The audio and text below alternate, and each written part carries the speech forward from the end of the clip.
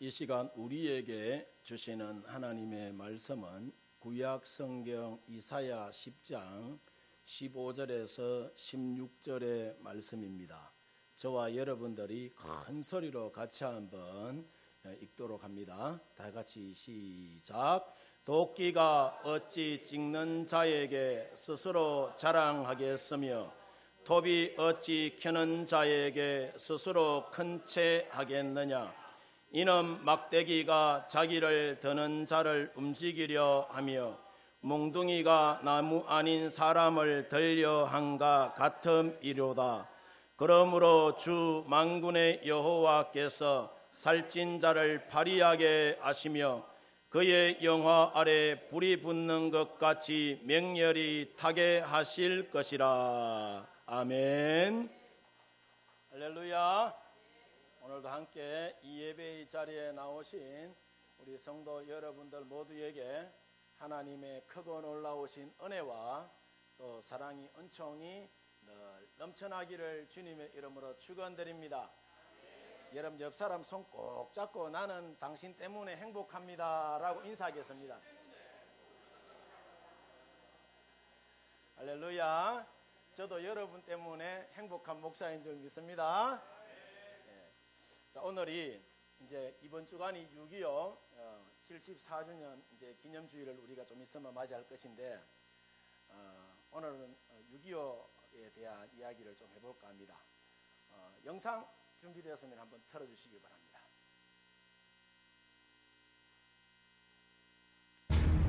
그토록 열망했던 조국의 광복이 찾아왔지만 남한에는 미국의 지원하에 대한민국이 수립되었고 북한에는 소련의 공산 진영이 들어서며 한반도는 둘로 나뉘었습니다. 북한은 예고 없는 기습을 해왔습니다. 막강한 화력의 전차와 자주포를 갖추고 폭풍처럼 몰아쳐 넘어온 북한군에 밀려 대한민국은 불과 3일 만에 수도 서울을 내주고 말았습니다. 북한군은 거침없이 남하하며 낙동강 방어선까지 압박을 가해왔습니다. 하지만 국군과 유엔군은 더 이상 물러서지 않았습니다. 온 국민들도 한마음 한뜻이 되어 적군에 맞섰습니다. 학도의용군, 여성의용군, 소년지원단, 그리고 노무자 부대, 해외 동포들까지 포화 속으로 뛰어들었습니다. 국군과 유엔군 그리고 국민들의 뜨거운 피로 지켜낸 마지막 방어선은 새로운 희망의 탄환이 되었습니다. 메가더 장군의 인천 상륙작전 성공을 시작으로 서울을 수복하고 평양을 점령한 후 압록강과 두만강까지 거침없이 진격해 갔습니다. 그러나 예상치 못한 반격, 중공군이 한반도의 허리를 가르며 순식간에 밀물처럼 몰려들어왔습니다. 이후 전열을 정비한 국군과 유엔군은 지평리에서 밀려드는 중공군의 인해 전술에 맞서 화력과 견고한 방어 진지로 중공군 개입 이후 최초의 승리를 거뒀습니다. 한 채 땅이라도 더 뺏기 위해 벌인 치열한 고지전. 함락과 탈환을 거듭하며 참으로 뛰어드는 백병전도 불사했으나 38선 부근에서 어느 쪽도 승리를 기대할 수 없는 처절한 공방전은 기약 없이 계속됐습니다. 3년 1개월간의 기나긴 전쟁은 종전이 아닌 휴전으로 막을 내렸습니다.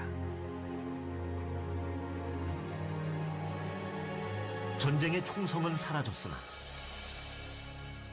수많은 이들의 아픔과 절규가 그날의 전쟁처럼 남아있습니다. 싸웠던 그 현장에 와서 보니 새삼 감회가 새롭습니다. 역사에서 교훈을 얻지 못하는 민족은 망한다는 것을 일깨워주고 싶군요. 기억하겠습니다. 대비하지 않은 전쟁이 얼마나 값비싼 희생을 치렀는지 깨어있겠습니다.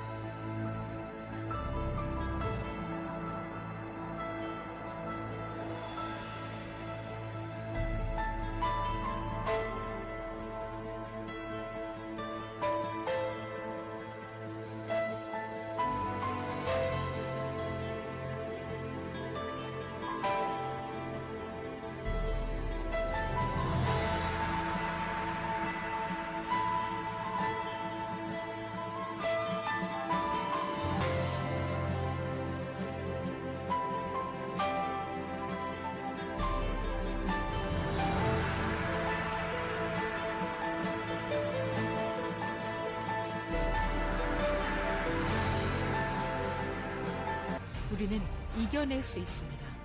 더 좋은 모습으로 거듭날 수 있습니다. 일어나라, 대한민국이여!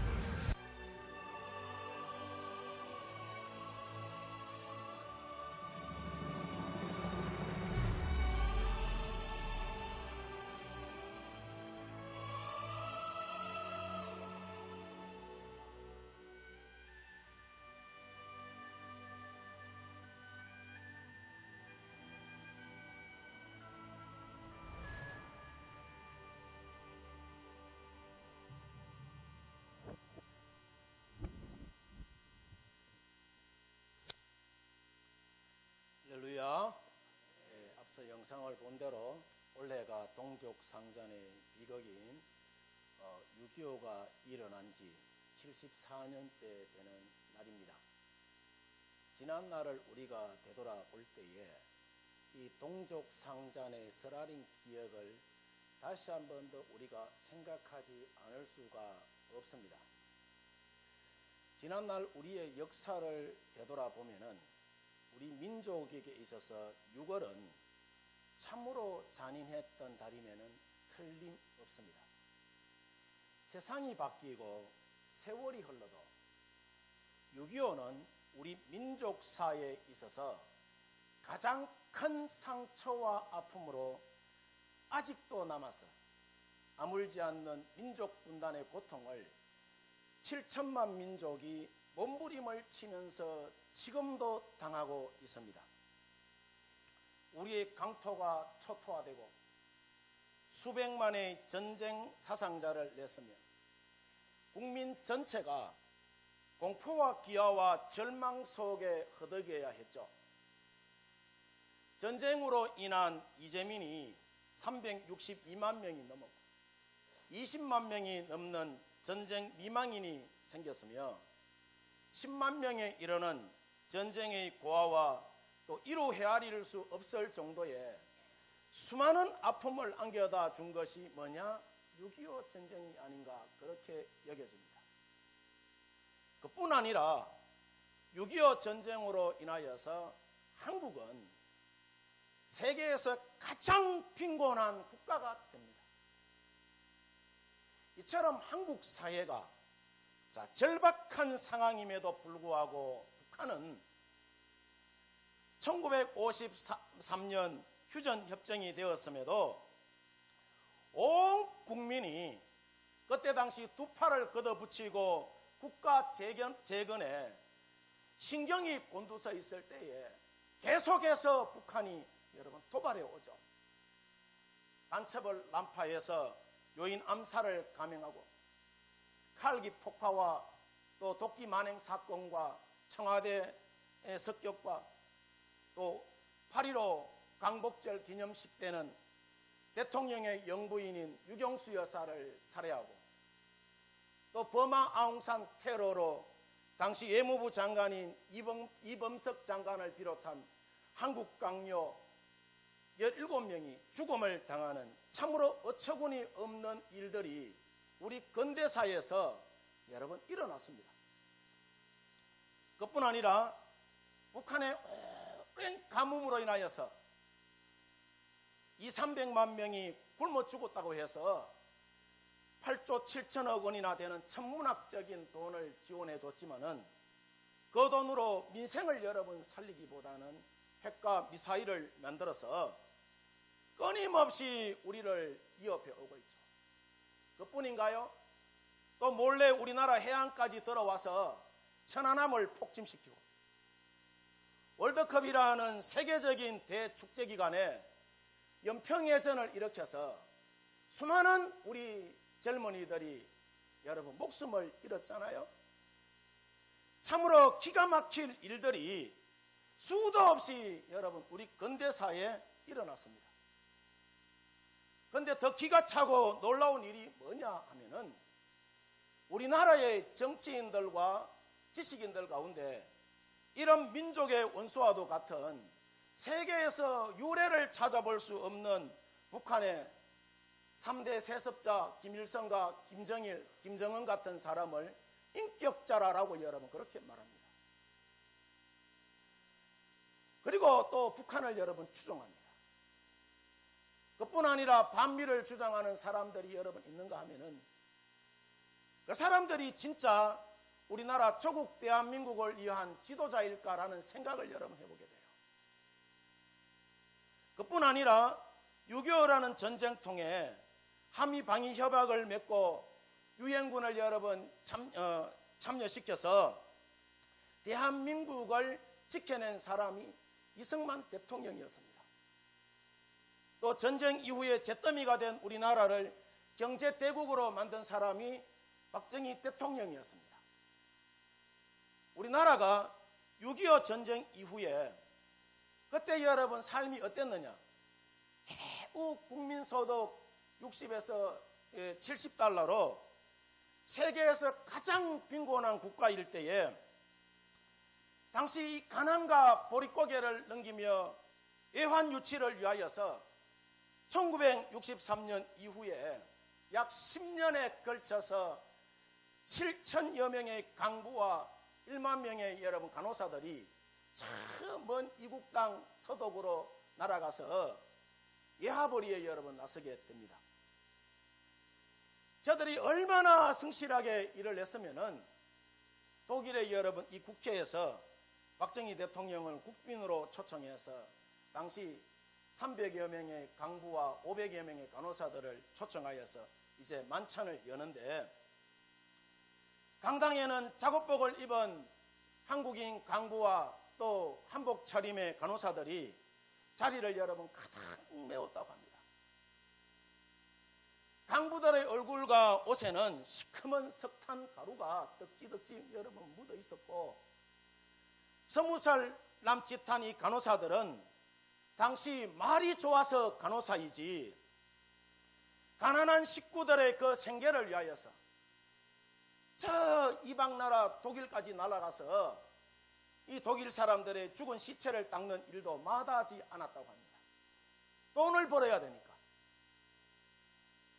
이와 같은 모습을 보고 박정희 대통령은 그들 앞에서 준비한 연설문 원고를 물리치고 그저 하염없이 눈물을 흘리며 동포 여러분, 우리 열심히 일합시다.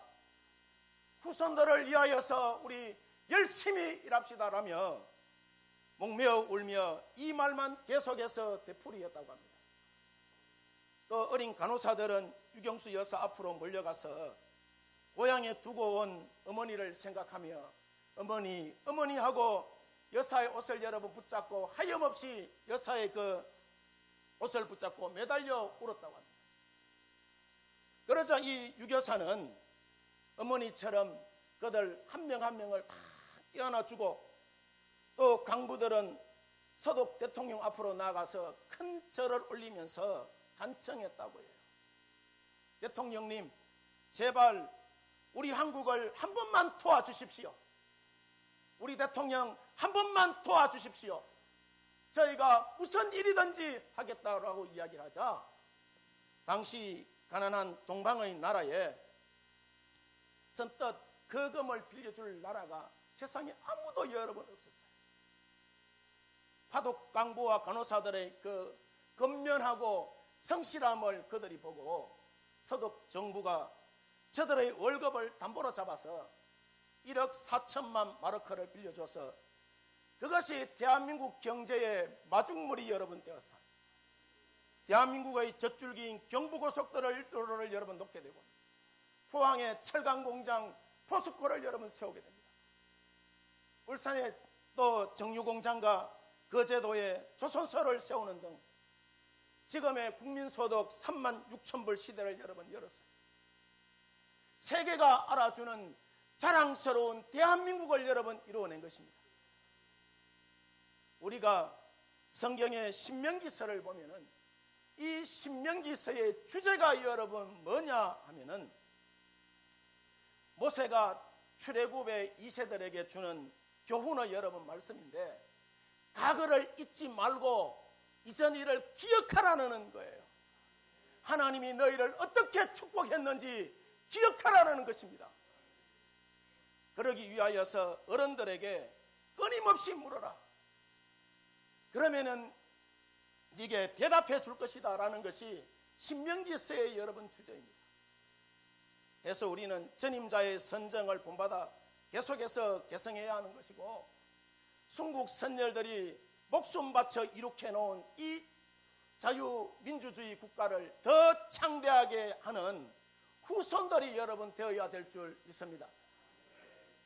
그러면은 이 6.25가 자 오늘날 우리에게 던져주는 교훈은 그러면은 여러분 뭘까요? 첫 번째로 동족상잔의 아픈 역사를 남긴 이 6.25는 하나님이 우리에게 준 징계의 채찍이라는 것입니다. 오늘 성경 본문 15절을 보면은 도끼가 어찌 찍는 자에게 스스로 자랑하겠으며 톱이 어찌 켜는 자에게 스스로 큰 채 하겠느냐. 이는 막대기가 자기를 드는 자를 움직이려 하며 몽둥이가 나무 아닌 사람을 들려한가 같도다라고 말합니다. 자, 여기서 여러분 보면은 도끼와 톱과 몽둥이라는 이 단어가 사용되는데, 이 도끼와 톱의 용도가 뭐냐 하면은 나무를 베기 위한 도구이죠. 또 막대기와 몽둥이의 여러분 용도가 뭐냐 하면은 짐승이나 못된 인간들의 그 버릇을 고칠 때 쓰는 도구가 바로 막대기와 몽둥이입니다. 이 말씀은 그 옛날 이스라엘 백성들이 하나님 앞에서 저들이 범죄하게 되었을 때에 하나님이 이방 나라인 아수르를 일으켜서 징계한 내용이에요. 여기서 이스라엘은 심겨진 한 그루의 나무로 여러분 비유되는데, 저들이 잘못하였을 때는 도끼나 톱으로 나무를 자르듯이 베어질 것이고 막대기나 몽둥이로 징벌받게 될 것을 이사야 선지자가 여러분 예언한 말씀입니다. 이런 징벌은 이스라엘이 부패하고 타락하였을 때는 언제나 하나님은 이방 나라를 일으켜서 징벌하셨죠. 이 징벌한 것이 이스라엘이 미워서가 아니라 사랑하기 때문에 하나님이 공의의 채찍을 이스라엘에게 여러분 든 것입니다. 이와 같은 것은 우리 개인이나 교회나 국가도 여러분 마찬가지입니다. 예수님의 족보에 기록된 성군 다윗을 우리가 보면은 그처럼 정직하고 진실하고 부족함이 없는 사람이 다윗인데, 순간의 정욕에 이 다윗이 눈이 어두워서 하나님 앞에서 돌이킬 수 없는 이 바세바와의 간음죄를 저지르게 되잖아요. 그런데 하나님은, 다윗을 사랑하시는 이 하나님은 그대로 다윗을 여러분 방치해 두지 않고 나단 선지자를 통하여서 그 사건을 여러분 수면 위에 띄우게 되고 일평생 그와 같은 죄를 두 번 다시 저지르지 않는 성군이 되게 합니다. 자, 만약에 다윗에게 있어서 바세바와의 여러분 그 사건이 없었다면은 다윗은 인간이 아니라 무소불위의 권력을 휘두르는 교만하고 패역한 여러분 아마 군주가 되었을지도 모릅니다. 이와 같은 하나님의 섭리와 사랑은 한 국가에도 여러분 마찬가지예요. 자, 우리나라를 여러분 보면은 1945년에 하나님의 은혜로 그토록 기대하고 고대하던 해방을 우리 민족이 맞이하게 됩니다. 그런데 이 나라는 자, 미국과 소련의 여러분 그 신탁 통치로 한쪽은 자유민주주의, 또 다른 한쪽은 공산주의라는 이데올로기 싸움이 해방의 기쁨을 다 누리기도 전에 이 땅에서 다시 여러 번 시작됩니다. 가슴 아픈 일이죠. 어떻게 해방을 여러 번 맞이했는데 또 교회는 교회대로 보수니 진보니 하면서 갈라지기 시작을 해요. 결국 1948년도에 대한민국 정부가 남한에 단독으로 여러분 수립되지만은 그래도 이 민족이 정신을 차리지 못하고 북한 동포들이 순환 중에 있음에도 불구하고 이 정치권은 계속해서 부정부패의 타락 일변도를 여러분 걸어갑니다. 그뿐 아니라 당시 교회는 이 나라의 아픔을 보고 선지자적인 그런 외침이 있어야 함에도 불구하고 교권 쟁탈에 눈이 어두워서 서로를 정죄하고 비판하는 싸움장이 여러분 되어버립니다. 그래서 하나님은 이 민족 위에 내리신 하나님의 그 은혜를 감사하지 못하는 이 나라에 공산주의라는 막대기와 몽둥이로 이 민족을 매질하게 되는 것이고, 공산주의라는 날이 시퍼런 그런 그 도끼에 이 민족의 허리가 여러분 잘려나가게 되죠. 해서 역사를 믿음의 눈으로 보는 사람이라면은 이 6.25라는 것은 우리를 사랑하시는 하나님의 징계와 채찍임을 여러분 우리가 보게 됩니다. 그래서 우리 역사를 믿음의 눈으로 보는 이 땅의 제사장으로서의 우리 기독교인들은 어떻게 살아야 되느냐? 이 민족을 향하여서 하나님이 또다시 공산주의라는 막대기와 몽둥이를 들기 전에 민족이 하나가 되고 교회가 하나가 되는 회개 운동을 여러분 교회가 일으켜야 되는 줄 믿습니다. 왜냐하면은 하나님께서는 과거 고통 중에 있던 이 대한민국이 회개하고 여러분 나올 때에 대한민국을 어떻게 했느냐? 자유케 했어요. 또 수많은 대적들을 물리쳐 주시고 압제자의 그 손에서 우리를 해방시켜 주시고 하나님이 대신 싸워주셔서 반세기 만에 세계에서 여러분 유례를 찾아볼 수 없을 정도로 세계 선진국 대열에 하나님이 여러분 이 나라를 세워주신 줄 믿습니다. 그런데 지금의 여러분 정치권과 우리 사회가 여러분 어떻습니까? 국회와 공직에 있는 자들이 자녀의 여러분 그 입시 비리와 공금 횡령과 또 대북 송금 비리와 이 부동산 투기와 부정선거, 뭐 직권 남용에 의한 뭐 성추행 등 뭐 이루 말할 수 없을 정도로 불법을 저지르고 여러분 있어요. 국민의 대표라고 여러분 버젓이 국회에 여러분 그들이 들어가서 서 있습니다. 이처럼 이 나라의 정치 현실을 보면은 참으로 여러분 앞이 캄캄하고 암담합니다. 얼마 전에 저희 동기 목사님이 포항에서 광화문에 차별금지법 반대하기 위하여서 자기 교회에서 버스 하나 빌려가지고 30여 명을 이 집회에 이제 같이 참여했는데, 그날 광화문에 가보니까 세 그룹이 집회를 하더랍니다. 차별금지법 반대 집회는 거기는 뭐 한 수천 명이 여러분 모여있고, 또 이재명 대표 수사 중단 집회는 한 200여 명 요래 모여있다. 또 동성애자들 기호 축제 찬성 집회는 현수막만 떡하니 걸려있고 사람 몇이 앉아있지도 않더라고요. 그래서 그날 저녁 9시 뉴스에 차별금지법에 대한 이야기가 나올 줄 알았는데 한 줄도 안 나오고 전부 야당 대표 이야기만 하더랍니다. 이것을 보면서 우리 사회가 병이 들어도 단단히 들었다면서 이 시대가 하나님의 공의와 정의가 사라진 암흑천지가 되어간다면서 그날 저한테 전화가 왔어요. 그래서 뭐라고 이야기하느냐 하면, 박 목사 오늘날 우리 사회를 향한 선지자적인 외침과 회복을 위하여서 우리 같이 기도하자라고 이야기합니다. 그래서 제가 그 이야기를 듣고 굉장히 여러분 공감이 되었습니다. 지금 우리 사회의 현실이 여러분 이렇다면은 그러면 어떻게 여러분 우리가 이 세상을 향하여서 선지자적인 외침이 여러분 있어야 되느냐? 다시금 하나님이 이 나라와 이 민족을 향하여서 6.25와 같은 막대기와 몽둥이를 들기 전에 우리가 여러분 회개 운동을 일으켜야 됩니다.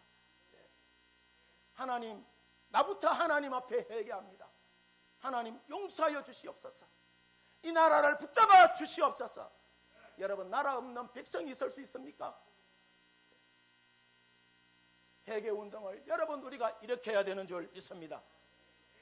그 다음 두 번째로 이 6.25가 우리에게 던져주는 교훈이 여러분 뭐냐? 자유민주주의와 조국 통일을 위하여서 오늘날 우리가 남은 자로서의 사명을 다해야 합니다. 우리가 누가복음 13장에 보면은 무화과나무 비유가 여러분 나옵니다.